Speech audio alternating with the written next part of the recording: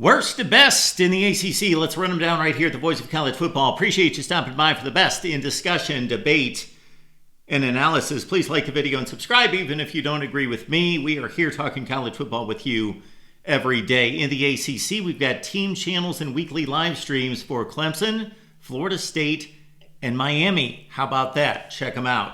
All right, let's get to the power rankings. At the bottom, the only top 10 team preseason in the ACC. At the bottom of the conference, the most disappointing team in college football is Florida State. Now, they wouldn't be at the bottom just because they're the most disappointing. They are simply the worst. The only win Florida State has this season is because Cal missed field goals. And because they missed the field goals, they could not win a 14-9 game against Florida State on the road, in which they traveled all the way from the West Coast. And on top of that, if they had made one of those field goals, they could have kicked the game-winning field goal at the end of the game instead of having to go for it in the red zone, needing the touchdown. Florida State is awful. They are just atrocious. They lost to SMU 42-16. They made a major blunder, did Mike Norvell, in the transfer portal over and over and over, which giveth and now taketh away the best transfer portal team in college football the previous year. Suffered, of course, with DJ Uiagalelei being named as starting quarterback. The worst team in the ACC right now is FSU. At least we knew Stanford was a horrible team coming into 2024. They're just confirming that for us. The most recent effort, a blowout loss to SMU by 26 points. They lost to Virginia Tech by 24 points the week before. They have lost 11 consecutive home games against FBS competition. They are 0-11 of the Cardinal under Troy Taylor at home against the FBS. They have lost 16 consecutive games to ranked teams. They benched their starting quarterback last week as they got off to that 21-0 deficit against SMU. Ashton Daniels to the bench, replaced by Elijah Brown. It's a program that is lost right now. Number 16 in our power rankings, the Cardinal, the Tree. The best back in the ACC may belong to the worst team. North Carolina off to an 0-3 start following that season-opening win against Minnesota on a missed field goal. They're that close to being 2-5, and so that's their best win of the season, defeating a Minnesota team that's decent, but again, a missed field goal was needed. Mack Brown lifted this program from the abyss to respectability, got to an ACC championship game in 2021, but they have leveled off and now slumped. So plateaued, now slumped. North Carolina was usually counted on under Mack Brown to win 8 or 9 games. They did lose their starting quarterback, Max Brown. That was a tough go because Max Johnson, and really good starting quarterback, of course, the lefty, 27 touchdowns, 6 picks, one season facing SEC defenses at LSU. So Connor Harrell certainly was not up to the task. Jacoby Criswell, who was supposed to be the starting quarterback, the heir apparent a few years ago, fled to Arkansas, comes back. Now he's the starting quarterback. And again, I alluded to the best back in the ACC. Omarion Hampton, over 900 yards, 7 touchdowns, leads the ACC in rushing, but he can only do so much. At number 15 in the ACC, UNC. Cal's not a bad team. They're really not a bad team. I know your record is what you are, but Cal's not a bad team. Excellent linebacking core. And look at these results for a team that's 0-3 in the conference. They lost 17-15 to Pitt. They missed a field goal with 90 seconds left in the game. A makeable field goal. They, of course, blew that 35-10 lead to Miami. Lost that by a point. Could have been saved by the referees a number of times. Had there been a targeting call, they would have held on to the football and closed out that win. They missed 3 field goals, the aforementioned game against Florida State, in which they would have won the game in Tallahassee. This team beat Auburn, so that's a decent win on the road. I know Auburn's not great.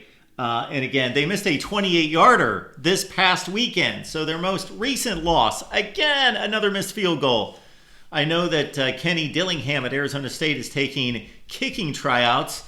They should do this, Justin Wilcox, at Cal. They missed a 28-yarder that would have defeated North Carolina State over the weekend. They lose at home 24-23. At number 14, hard luck losers this year, Cal. We just mentioned the Wolfpack. They pulled out the game at Cal, traveling all the way to the West Coast for the first time against an ACC opponent, trailed by 2 touchdowns in the second half. CJ Bailey, 306 yards and 2 touchdowns. This is not a good football team.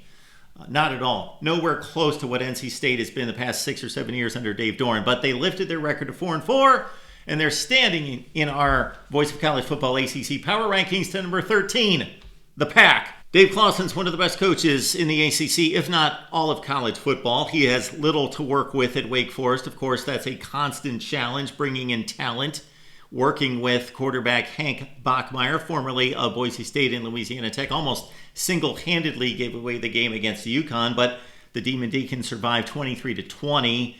Very close football game. Speaking of which, they're 1-2 in the ACC. Narrow win against NC State. Narrow blown lead by 2 touchdowns and losing by 1 point to Virginia. And of course, they got annihilated by Clemson. They're the number 12 team, barely in the ACC. We got that clump of teams that we're trying to distinguish. At number 12 is Wake. Boston College got off to an impressive start here in 2024 under Bill O'Brien. Of course, that guy can just flat out coach. They went to Mizzou. They lost by 6 points. They had a lead. They beat Michigan State, a team that's proven to be better than we thought. But in recent weeks, a loss now to Virginia 2 weeks ago, where they blew a 2-touchdown lead. And now they get blown out by Virginia Tech. And Boston College pretty much going to the mean right now. We got them at number 11 in our power rankings at 4-3 and 2-1. BC. Duke is 6-1. Let that sink in. Duke 6-1, 2-1 in the ACC. So they still have 5 games left to play, and their tougher games are ahead. They have not impressed any of us, but still, Manny Diaz, tip a cap. 6 wins in 7 games. Their last effort against Florida State, very indicative of the way things have gone. They had 180 yards of total offense, 10 first downs. They were 3 of 17 on third down efficiency, but they won the turnover battle 4-0 against Florida State. Similar to their Northwestern win in overtime on the road. In that one, they've got 4 one-score wins. Does Duke? They've got SMU and Miami in the next 2 games. This is going to prove Duke to be either pretender or contender. But for right now, it's number 11. Make that number 10 in the ACC. Dookie. Virginia Tech, written off by many early in the season after some tough losses against some inferior teams, or so we thought. Now let's review the resume. Lost to Vanderbilt as a 2-touchdown favorite. Oh, that's an awful loss. Well, look at Vandy now. Sure, they lost to Rutgers. Rutgers really looking bad, but they lost on a last-second field goal. And, of course, that Miami game went down to a Hail Mary in which they had a 10-point lead in the fourth quarter. This could be an undefeated football team at Virginia Tech. 4-3, 2-1 in the conference. They're still in it. They have Syracuse, Clemson, and Duke coming up. Those are huge games. Bashul Tootin coming off an extraordinary game against Boston College last Thursday night. 266 yards rushing, 3 touchdowns. He's number 2 in the ACC in rushing. And, of course, Antoine Powell-Ryland, one of the best players on the defensive side in the ACC, had 4 sacks in that game against BC. At number 9 in our power rankings in the ACC here at the Voice of College Football, Hokies. Virginia's an improved football team. Yeah, they went to Clemson. They took a 10-3 lead on an interception of Cade Klubnik. Then they got completely annihilated from then on with 5 consecutive touchdowns given up, and they get blown out, outclassed 38-10. They were trailing. They lost, got some garbage points, and stayed in the game, at least on the scoreboard, and made it look better. Tony Elliott's got much to learn, but his program very much improving from those 3-win football teams that he had at the outset. Virginia's still a 4-3 football team and looking for more. Look out for the Cavaliers and sophomore quarterback Anthony Calandria at number 8 in the ACC. Wahoos. All right, I'm going to draw a distinction here. It's not a clear distinction, but I think that there is one. We're going from number 7 on up. These teams are closer. There's a gap here. Number 8, Virginia, all the way down to number 17, Florida State. Is anyone going to be surprised if Florida State lined up against Virginia and won the game? No. Those teams, free for all. Who knows what it is? We could also categorize some of the teams that I'm going to cover, but at least they've distinguished themselves with some good showings. And we start with Georgia Tech at number 7. 5-3 coming off a 18-point loss against Notre Dame, 31-13. Now, they didn't have Haynes King in that game. They couldn't run the football against the Irish. But still at 3-2 in the ACC, at number 7, The Ramblin' Wreck. Louisville made it all the way to the ACC Championship game in Jeff Brom's inaugural season with the Cardinals. They will not make a return trip unless there is chaos to ensue. They dropped to 2-2, giving up 52 points to Miami. The defense completely shredded by the Canes and Notre Dame and SMU. On the offensive side, they've got some playmakers like Tyler Shook, having an outstanding season. You've got Isaac Brown on the offensive side as a true freshman tearing it up. He leads the ACC in average yards per carry, and also Ja'Cory Brooks, the one-time Bama standout, leads the ACC with 8 touchdown receptions. But they are just 4-3, and they've lost 2 ACC games. They're at number 6 in our power rankings. The Bill. Syracuse should be an undefeated football team. They blew a game against an awful Stanford team at home. Fran Brown, that one's on you. I won't explain here, but awful clock management, the worst I've seen in college football this season in that loss to the Cardinal.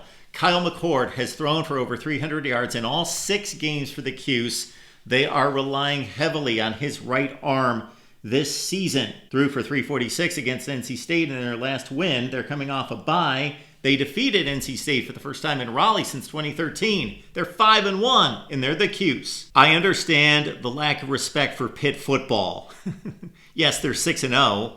They won their non-conference games against basically nobody. Well, Cincinnati and West Virginia. Hey, they scheduled 2 Power Fives. They squeaked by. Well, they're squeaking by everyone. I mentioned the Cal game against Pitt.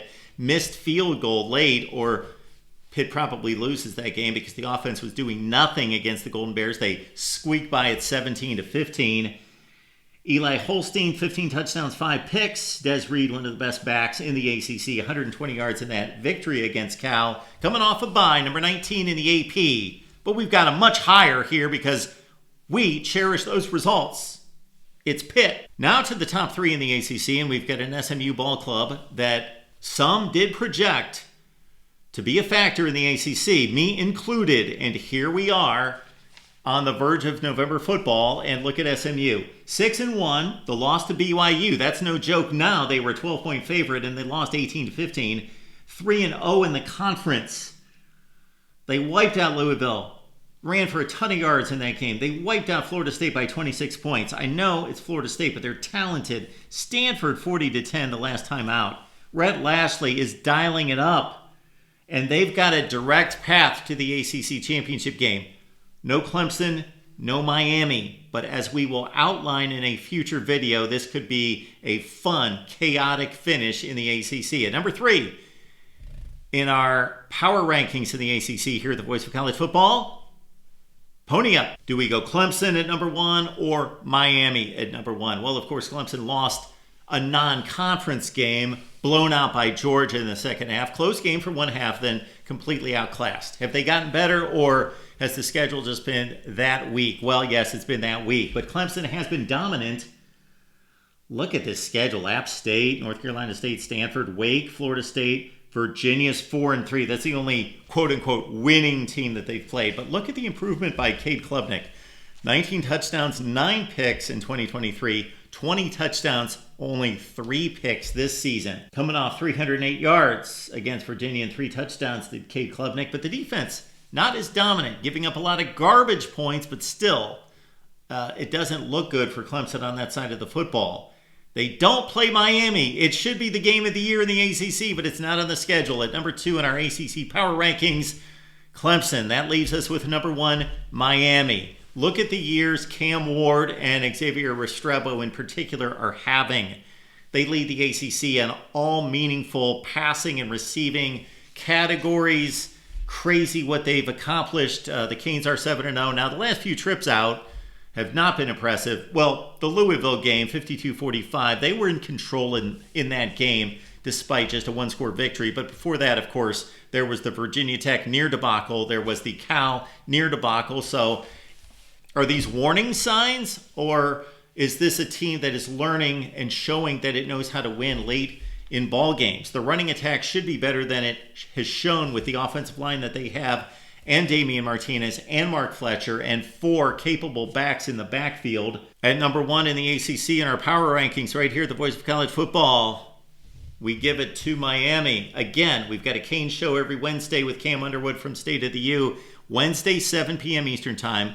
Our Clemson show is Wednesdays at 8 p.m. Eastern Time. Florida State's at 6. So FSU at 6, Miami at 7, Clemson at 8 on their respective channels. Keep it locked in here at the Voice of College Football. Best in discussion, debate, and analysis. See you next time.